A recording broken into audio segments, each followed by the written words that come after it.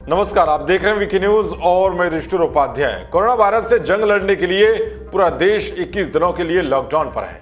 इस लॉकडाउन को सरकार की तरफ से सोशल डिस्टेंसिंग बनाए रखने के लिए किया गया है। लेकिन अब जो तस्वीरें हम आपको दिखाने जा रहे हैं, उन तस्वीरों को देखकर आपके भी होश उड़ जाएंगे। ये तस्वीरें जो आप देख रहे हैं, ये लॉकडाउन के दौरान की तस्वीरें हैं। आप देख सकते हैं किस तरह कानून व्यवस्था को ताक पर रखकर लॉकडाउन की धज्जियां उड़ाई जा रही हैं। ये फूल मंडी है जहां पर लोग एक दूसरे के ऊपर लदे जा रहे हैं। जहां 5 लोगों के इकट्ठा होने पर रोक है, तो वहीं यहां पर इतनी भीड़ इकट्ठा है कि अगर इनमें से एक को भी कोरोना बीमारी हो गई तो भारत में कोरोना बम का विस्फोट हो सकता है। अब आप सोच रहे होंगे कि ये तस्वीर कहां की है, तो हम आपको बता दें कि ये तस्वीरें भारत की हैं, जहां सड़क पर एक आदमी के निकलने पर भी पुलिस झंडे बरसा रही है, एफआईआर दर्ज हो रही है।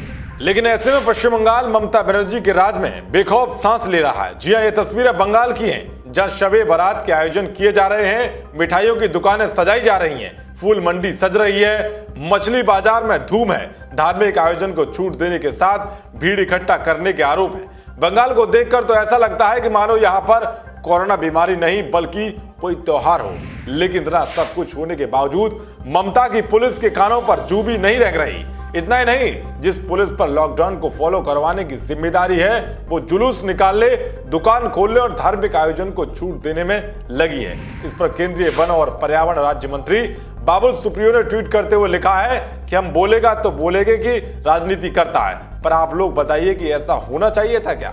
ये इसलिए हो रहा है क्योंकि फूल, मिठाई, पान की दुकानें यानी कि सभी चीजों को अनुमति देकर ममता जी ने यह गलत संकेत दिया है कि कोरोना को अब पश्चिम बंगाल हरा चुका है, कोविड-19 अब अतीत है। इतना ही नहीं, जब पूरे देश में तबलीगी मरकज के लोगों की धरपकड़ की जा रही है, तो वही बंगाल में जमातियों को पकड़ना तो दूर, उनकी टेस्टिंग तक नहीं हो पा रही है। क्योंकि ममता बनर्जी अच्छे से समझती हैं कि अगर उन्होंने ऐसा करवाया तो उनका वोट बैंक खिसक जाएगा और वो अपने वोट बैंक के बचाने के लिए देश को संकट में डाल सकती हैं। ऐसे में बीजेपी के एक प्रतिनिधि मंडल ने शनिवार को राज्यपाल जगदीप धनखड़ से मुलाकात की। पश्चिम बंगाल बीजेपी के पूर्व अध्यक्ष राहुल सिन्हा ने आरोप लगाया कि बड़ी संख्या में तबलीगी जमात के लोग भागकर पश्चिम बंगाल आए हैं। ममता सरकार को डर लगता है कि अगर उन्होंने टेस्ट कराए तो उनका वोट बैंक नाराज हो जाएगा। पुलिस के पास पूरी लिस्ट है, इसके बावजूद राजनीतिक डर से पुलिस उन लोगों के खिलाफ कार्रवाई नहीं कर पा रही है। इसके साथ ही ममता दीदी के इस कदम पर केंद्र सरकार ने संज्ञान लेते हुए बंगाल के मुख्य सचिव और डीजीपी को नोटिस भेजकर जवाब तलब किया है। नोटिस में लिखा है कि सामने आया है कि पुलिस धार्मिक कार्यक्रमों की इजाजत देती रही है, मुफ्त राशन संस्थागत आपूर्ति प्रणाली के माध्यम से नहीं बांटे जा रहे हैं बल्कि नेताओं द्वारा बांटे जा रहे हैं। ऐसे में इस मामले में कड़ी कार्रवाई की जाए और मंत्रालय को इस बारे में शीघ्र ही रिपोर्ट दी जाए। इतना ही नहीं, आपको यह जानकर हैरानी होगी कि ममता दीदी के राज में बंगाल के कोरोना संक्रमितों की संख्या को लेकर भी घपला किया गया है। यहाँ पर कोरोना के 116 मामले सामने आए हैं, जबकि बीजेपी समेत पश्चिम बंगाल डॉक्टर्स एसोसिएशन का आरोप है कि प्रमाणिक संख्या नहीं है।